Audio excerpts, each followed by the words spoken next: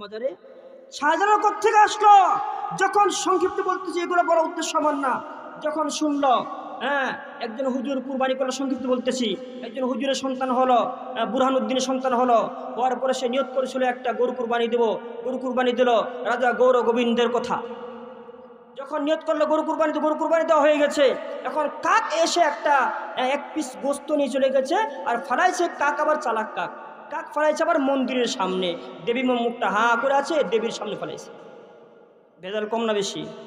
যখন সকালে গেছে হিন্দু সম্প্রদায় পূজা করার জন্য, নম করার জন্য, দেখতেছে ইন্নালিল্লাহ দুর্গা দুর্গা, আমাদের হিন্দু মার সামনে কাকের গোস্ত আর গোমাতার গোস্ত। রাজা মহাশয় বিচার করেন, কার এত বড় সাহস, কে এই কাজটা করলো?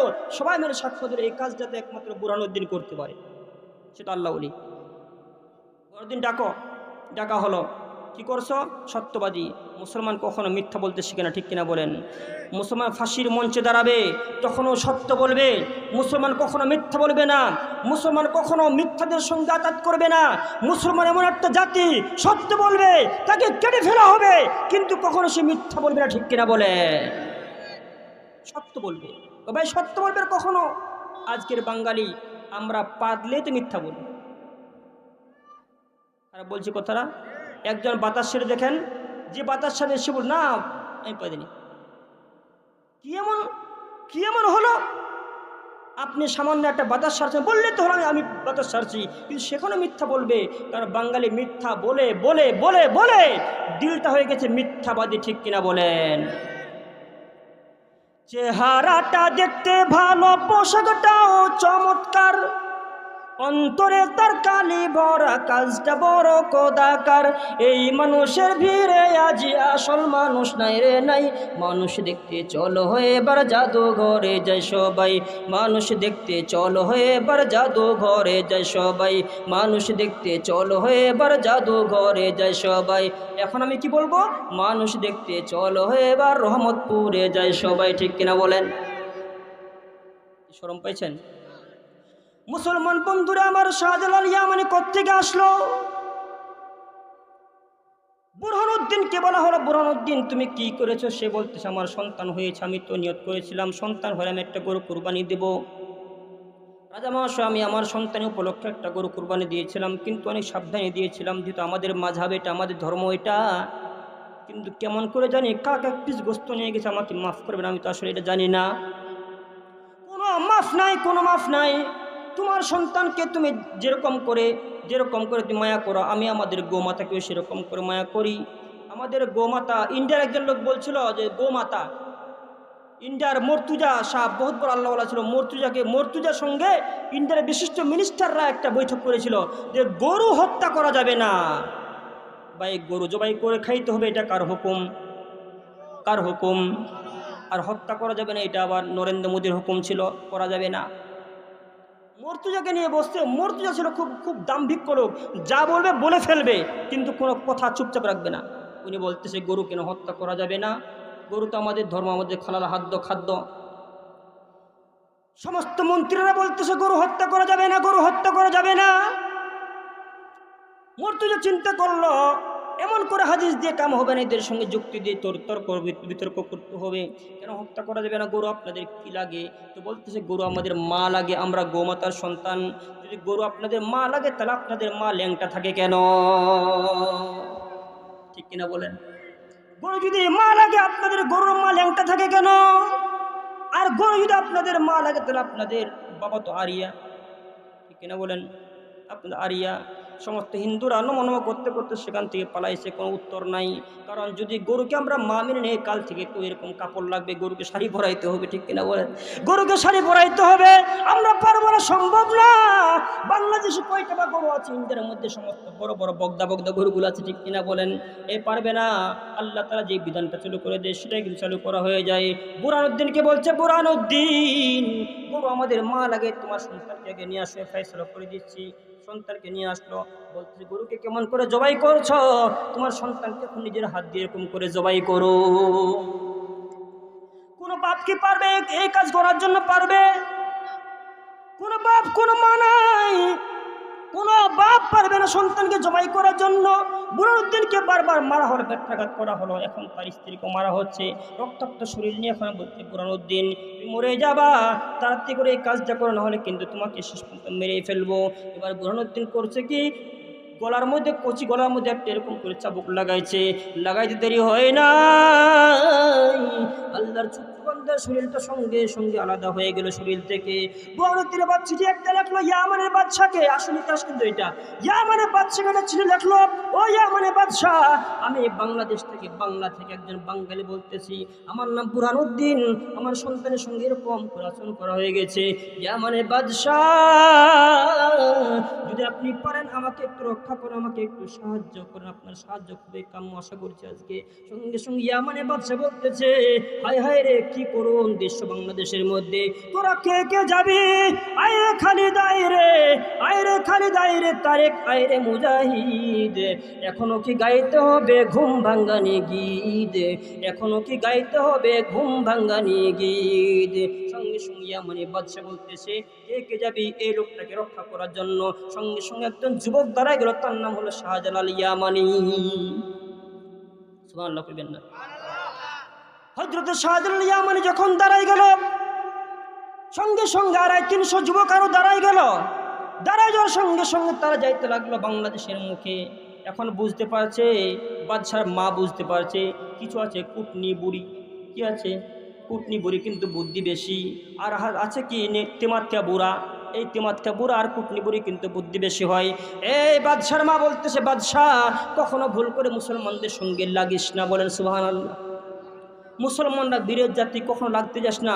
পৃথিবীর শুরু থেকে আজ পর্যন্ত মুসলমানদের সঙ্গে লাগে কেউ পারে নাই। 313 জন মাত্র সাহাবী ছিল না? কোন যুদ্ধে? কোন যুদ্ধে? উহুদের যুদ্ধে। আর ওরা কতজন ছিল?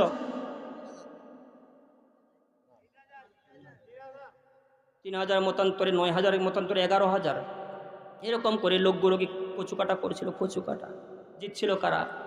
মুসলমানরা জিতছিল। মুসলমান বন্ধুরা আমার, এই কুটনি বুড়ি বুদ্ধি দিল তার সন্তানকে, বাজান তোকে আমি মানুষ করেছি, একটা কাজ কর, তুই দ্রুত করে একটা কাজ কর, সিলেটের যে নদীগুলো আছে এই নদীর মধ্যে কিনার থেকে এগুলো সরাই নে, নৌকাগুলো সরাই নে, এগুলো না সরাইলে মুসলমান জাতি কিন্তু অবশ্যই তোর এই পর্যন্ত ঢুকে যাবে, তোর মস্তকগুলো গুড়ি গুড়ি করে দিবে, সব কিছু তোমাকে ধ্বংস করে দিবে। এবার তাই করা হলো, সমস্ত নৌকাগুলো সরাই না হলো। শাহজালাল ইয়ামানি এসে দেখতেছে কোনো ব্যবস্থা নাই, আসার কোনো ব্যবস্থা নাই। এবার শাহজালাল ইয়ামানি নামাজ পড়ার পরে বলতেছে, আল্লাহ আপনি আমাকে সাহায্য করেন, এত দূর পর্যন্ত আসছে, সামান্য নদী কোনো পার হতে পারবো না, এটা কোনো বিষয় না। ফিরআউনের কবলে যখন পরে মুসা আলাইহিস সালাম যখন সামনে যাইতে লাগলো, যাওয়ার পরে পরে দেখতেছে নীল নদ, এটা কি বড় ছিল আগে, তাই না? অনেক বড় একটা নদীর সামনে যখন দেখতেছে, আল্লাহ আমি এই পর্যন্ত আসছি, বাকিটা আপনার কাজ, আপনি আমাকে পার করে দেন, বলেন সুবহানাল্লাহ। শাহজালাল ইয়ামানি বলতেছে, আল্লাহ নামাজ পড়ে যখন দোয়া করলো, পানির মধ্যে যখন যায় নামাজটা বিছাই দিল, যায় নামাজের মধ্যে শাহজালাল ইয়ামানি আল্লাহু আকবার বলে উঠে গেল। ওটার সঙ্গে সঙ্গে নৌকা যেরকম মানুষকে নিয়ে আসে, সমস্ত মানুষগুলো ওই পার থেকে এই পার পর্যন্ত চলে আসতে, বলেন সুবহানাল্লাহ। আসার পর নারায়ে তাকবীর একটা ধ্বনি দিল, নারায়ে তাকবীর ধ্বনি দেওয়ার সঙ্গে সঙ্গে সিলেটের মধ্যে ভূমিকম্প শুরু হয়ে গেল, বলেন আল্লাহু আকবার। এক আল্লাহর সৈনিক মোরা, এই তো পরিচয়, এক আল্লাহর সৈনিক মোরা, এই তো পরিচয়। মুসলমান বন্ধুরা আমার, অথৈ সাগরের মধ্যে বলছিলাম মহিলাটার ঘটনা। মহিলা যখন বলতেছে, আল্লাহ আর আমার কোনো বাঁচার ইচ্ছা নাই, কিন্তু আপনি আমাকে রক্ষা করুন, আপনি তো এখনো আছেন, আপনি তো জীবিত আছেন, আল্লাহ আপনি আমাকে বাঁচাইলেন। সঙ্গে সঙ্গে একটা তিমি মাছ উঠছে, সেখানে একটা হাঙ্গর উঠে সঙ্গে সঙ্গে সেই যুবকটাকে খেয়ে ফেললো, বলেন আল্লাহু আকবার। খাওয়ার সঙ্গে সঙ্গে এবার মহিলা তো একলা হয়ে গেল, আস্তে আস্তে করে কোন দিক যাবে, কোন কিনারে যাবে, কোনো কিছু বুঝতে পারতেছে না। ভাসতে ভাসতে অনেক দূর পর্যন্ত যখন হাঁটতে লাগলো, ওই দিক থেকে দেখতেছে একটা জাহাজ যাইতেছিল। এই মহিলা তার ওড়নাটা খুলে এমন করে বারবার জাহাজের দিকে ইঙ্গিত দিতে লাগলো। জাহাজের নাবিক বুঝে নিল ওখানে একটা বিপদগ্রস্ত মহিলা আছে বা একটা মানুষ আছে, ওকে একটু সাহায্য করা আমাদের দরকার, এই চলো চলো তাড়াতাড়ি করে সেখান পর্যন্ত চলো। এখন মহিলা তো কান্দে সন্তান হারানোর বেদনায়। সাধারণত সন্তান মারা গেলে মারা তো বছরটা বছর কাঁদতে থাকে।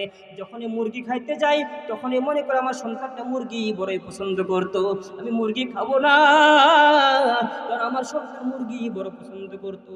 আমার মাকে আমি দেখছি দেশি মুরগি কখনোই খাইতো না। কেন বলতাম, জিজ্ঞাসা করতাম কেন খান না আপনি? তিনি বলতেন, তোমার একটা বড় ভাই ছিল, সে অনেক বড় অবস্থায় মারা গেছে, সে মৃত্যুর আগে কয়দিন আগে মুরগি খাইতে চাইছিল, মুরগি খাওয়াইতে পারে না, তার আগে তোমার ভাই ইন্তেকাল করেছে, এই জন্য মুরগিটা খাইতে গেলে আমার তোমার ভাইয়ের কথা মনে হয়ে যায়।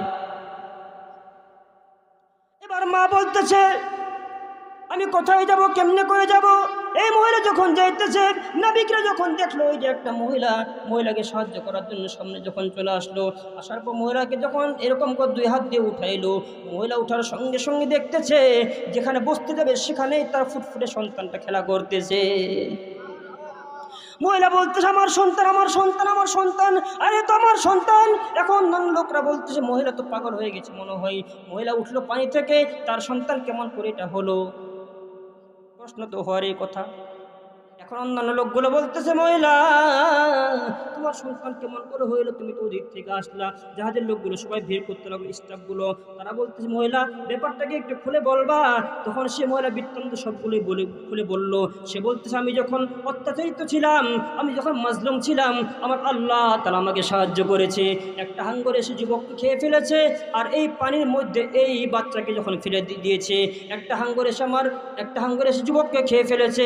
কিছুক্ষণ পর জাহাজের ড্রাইভার বলতেছে, এ মহিলা, তুমি অর্ধেকটা ঘটনা বলছো, আর অর্ধেক ঘটনা কিন্তু আমার কাছে আছে। কি আপনার আছে ঘটনা? সে বলতেছে, আমি যখন অন্যদিক যাচ্ছিলাম, যাওয়ার সময় দেখলাম নদীর মাঝখানে একটা বিশাল বড় জন্তু দাঁড়ায় আছে, আর তার হাতের মধ্যে তোমার ফুটফুটে সন্তানটা বসে আছে। আমার তখন বলছিল, এই জাহাজের বাদশাহ, তুমি যদি সন্তানটাকে না নিয়ে যাও তাহলে তোমার জাহাজকে আমরা এখান থেকে ডুবাই দিব। আমি তখন মনে করলাম বাচ্চাটাকে নিয়ে তারপর এখান থেকে বাঁচি। বাচ্চাটাকে নেওয়ার সঙ্গে সঙ্গে সেই জন্তুটা সেখান থেকে অদৃশ্য হয়ে গেল। এই মহিলা, যখন অন্য পথে যাচ্ছিলাম, অন্য পথে আবার তোমাকে আল্লাহ তাআলা মিলাই দিল। এখন জাহাজের বাদশা বলছে, আল্লাহ তাআলা কি না পারে, আল্লাহ তাআলা কি না পারে। মুসলমান ভাই কখনো জুলুম করবেন না, ভাই কখনো জুলুম করবেন না। জুলুম করলে এখনই তওবা করে নিবেন, কাউকে জমি কম দিলে জমিটা কালকেই ভাইরে দিয়ে দিবেন, নাহলে এমন অবস্থা হবে, অবস্থার সম্মুখীন আপনারা কিন্তু হয়ে যাবে। নাসুহার নামে একজন বড় আল্লাহওয়ালা ছিল। ওই নাসুহা প্রথম জীবনে কিন্তু যুবক, খুব সুন্দর চেহারা ছিল, সুশ্রী একটা চেহারা ছিল নাসুহা। ওই নাসুহা বাদশাহ বাড়িতে কাজ করত। বাদশাহ বলতেছে, আমার বাড়িতে আমার খাদেমা একটা দরকার, আমার স্ত্রীকে গোসল দিবে, আমার মেয়েকে গোসল দেওয়ার কাজে একটা মহিলা দরকার। ছেড়ে দিব? আচ্ছা, জি। নাসুহা এখন বলতেছে, আমার বাড়িতে একটা আমার বউর আবার আমার মেয়ের একটা খাদেমা দরকার। শুনেন, একজন যুবক, সুশ্রী তার চেহারা, সুন্দর তার চেহারা। এই যুবকটা মনে করলো, আমি মেয়ে সাজি, কিছু আছে না মেয়ের মতো দেখতে লাগে, আমি মেয়ে সাজি। মেয়ে সাজার পরে বাদশার দরবারে গেছে। নাসুহা বলতেছে, আমার নাম নাসুহা, আমার নাম নাসুহা, নামটাও তো শুনতে মেয়েদের মতোই। তুমি কি কাজ করতে পারবা? হ্যাঁ, আমি কাজ করতে পারবো, আপনার স্ত্রীর খাদিমা থাকতে পারবো। যখন যা লাগে পানি আগাই দিব, যখন যা করতে হয় তাই করে দেবো ইনশাআল্লাহ। মহিলা এখন হয়ে গেল, মহিলা বোরখা পরে কাজ করতেছে, সবসময় তার বাড়িতে কাজ করতেছে, কিন্তু মহিলা প্রতি মুহূর্তে পাপ করতেছে কিনা বলেন? এই নাসুহা তো ছেলে মানুষ, কিন্তু প্রতি মুহূর্তে মহিলাদের আবৃত্তি যখন দেখতেছে তখন তো তার পাপ তো অবশ্যই করতেছে, শুধু মজা নিচ্ছে এবং নিজের নফসের উপর জুলুম করতেছে। জুলুমকারীদের শাস্তি কে দিবে বলেন? জুলুমকারীর শাস্তি অবশ্যই আল্লাহ তাআলা দিবে, আর মাজলুমের সঙ্গে তো অবশ্যই আল্লাহ তাআলা মাজলুমের সঙ্গে আছে। এখন আল্লাহ তাআলা এমন একটা ঘটনা ঘটাই দিল, বাদশার মেয়ের একটা স্বর্ণের হার হারাই গেল। সঙ্গে সঙ্গে বাদশা বলতেছে, সবাইকে চেকিং করা হোক, সমস্ত মহিলাদেরকে একবারে ঢুকানো হোক, ঢুকানোর পরে সেখান থেকে সমস্ত মহিলাদেরকে একবারে চেকিং করা হোক, যেন কোনো জায়গা বাদ না যায়, সমস্ত শরীরের ভিতর থেকে একবার চেকিং করে যেন হাতটা খুঁজে পাওয়া যায়। নাসুহা চিন্তা করলো, যদি চেকিং করা হয় সবাই ধরা পড়বে আমি মহিলা, কিন্তু আমি তো মহিলা না, এটা আমি ধরা পড়ে যাবো, ঠিক কিনা বলেন? এটা আমি ধরা পড়ে যাব। এবার সঙ্গে সঙ্গে নাসুহা এমন করে লাইনের মধ্যে নাসুহাও দাঁড়াইছে। নাসুহা দাঁড়ানোর পরে নাসুহার আগের মহিলা পর্যন্ত সার্চিং করা শুরু হয়ে গেছে।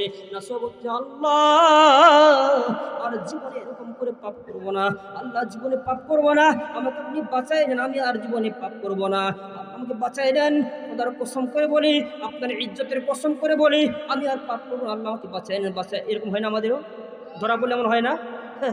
ধরা বলে এমনটা আমাদেরও হয়। আল্লাহ বাঁচায় না, বাঁচায় না, বাঁচায় নেন।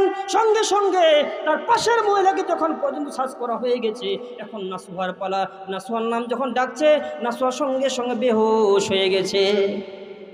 নাসুহা যখন বেহুশ হয়ে গেছে, মুখের মধ্যে পানি ছিটা মারছে। মারার পর নাসুহা বলতেছে, বাদশাহ বলতেছে, নাসুহাকে তোমরা কেন সার্চ করলা? নাসুহা হলো আমার আদরের একজন খাদিমা। নাসুহা তো আল্লাহওয়ালা। ও বলে আল্লাহওয়ালা? নাসুহা কি আল্লাহওয়ালা নাকি শয়তান? রাস্তাঘাটে যায় না চলায় মানুষের ভিড়ে, ওই ভিড়ের মাঝে আবার কেহ অন্যের পকেট মারে। ঠিক কিনা বলেন? তোমরা একেও যদি মানুষ বলো, আমার বলার কিছুই নাই। মানুষ দেখতে চলো, এবার জাদুঘরে যায় সবাই। নাসুহা এখন বলতে লাগলো, রাজা বলতে লাগলো, নাসুহাকে কি দরকার ছিল তোমাদের সার্চিং করা? নাসুহাকে বাদ দিয়ে দিল। নাসুহা বলতেছে, রাজা আমি আর আপনার বাড়িতে কাজ করতে পারবো না। নাসুহা বুঝছে, আবার যদি কাজ করে আবার ধরা খাবো। এবার বলতেছে, আমি আর কাজ করব না, আমি কয়েক মাসের জন্য ছুটি চাই, আমি রেস্টের মধ্যে থাকবো। নাসুহা এখন রাজদরবার থেকে বের হয়ে গেল। একজন আল্লাহর ওলি জঙ্গলের মধ্যে বসে বসে এমন করে দোয়া করতেছে। আল্লাহর ওলির কানে কানে নাসুহা এই কথা গিয়ে বলল, রফতে পেশে আরে ফে আজ ইস্তেকার দর দুআয়ে খেশে মারা ইয়া দিদার। ও আল্লাহর ওলি, তুমি তো দোয়া করতেছ, তোমার দোয়া তো অবশ্যই আল্লাহ তাআলার দরবারে যাবে। তোমার দোয়ার সঙ্গে আমার নাসুহার নামটা আল্লাহ তাআলাকে বলিও। তোমার দোয়ার সঙ্গে আমার আল্লাহ তাআলার কাছে আমার নামটা একটু বলিও। আমি নাসুহা ভালো হতে চাই। পরবর্তী নাসুহা আল্লাহ ওয়ালা হয়ে তারপর মরেছিল। ও রহমতপুরে মুসলমান, একটা ওয়াজ করলে খালি হবে না। ওয়াজ শুনলে বক্তা ভালোই ওয়াজ করলো, কিন্তু ওয়াজ তো মজাই লাগলো। ও ভাই, কানের খোরাক বানাইয়া লাভ নাই, এখন থেকে তওবা করতে হবে। ঠিক কিনা বলেন? আমার সঙ্গে একটু হাত তুলে বলেন, হাত তুলে বলেন, আমরা আগামীকাল থেকে ভালো হয়ে গেলাম। আগামীকাল পর্যন্ত বেঁচে থাকবেন, বলবেন যে আমরা এখন থেকে ভালো হয়ে গেলাম। বলেন নারায়ে তাকবীর, নারায়ে তাকবীর। বসেন, সংক্ষিপ্ত দোয়া হবে, সংক্ষিপ্ত দোয়া। অনেক সময় আলোচনা হয়ে গেল। আমাদের প্রধান বক্তা বন্ধুবর মাওলানা হারুন রশিদ সাহেব অনেক কষ্ট করে এসেছেন। আপনারা শেষ পর্যন্ত থাকবেন ইনশাআল্লাহ। রব্বানা জালামনা আনফুসানা ওয়া ইল্লাম তাগফির লানা ওয়া তারহামনা লানাকুনান্না মিনাল খাসিরিন। আয় রব্বে কারীম, সমস্ত মানুষদেরকে মাফ করে দিও। আয় রব্বে কারীম, নাসুহার মতো সমস্ত মানুষদেরকে আল্লাহ ওয়ালা হওয়া তৌফিক দান করো। আয় রব্বে কারীম, বন্ধু হারুন রশিদ সাহেব কিছুক্ষণ আলোচনা করবেন, তিনি আলোচনার মধ্যে নূর দান করো এবং তিনার মাধ্যমে হেদায়েতের জরিয়া এই এলাকার মধ্যে বাড়িয়ে দাও। আয় রব্বে কারীম, জানি না কার মা নাই, কার বাবা নাই, আমারও কিন্তু বাবা নাই। আল্লাহ, আমার বাবাকে কবরের আযাব দিও না, আমার বাবাকে মাফ করে দাও, জান্নাতি মানুষ বানায় দাও। আয় আল্লাহ, এই মাহফিলকে কবুল করে নেন। মাহফিলের কমিটি বৃন্দ অনেক কষ্ট করে মাহফিল আয়োজন করেছে, যারা যারা মাহফিল আয়োজন করেছে সবাইকে মাফ করিয়া দিয়েন। ওয়াসাল্লাল্লাহু তাআলা আলা খায়রি খালকিহি মুহাম্মাদিন ওয়া আলা আলিহি ওয়া আসহাবিহি ওয়ান নাস আজমাইন। ওয়া আখিরু দাওয়ানা আলহামদুলিল্লাহি রাব্বিল আলামিন। আসসালামু আলাইকুম ওয়া রাহমাতুল্লাহি তাআলা ওয়া বারাকাতুহু।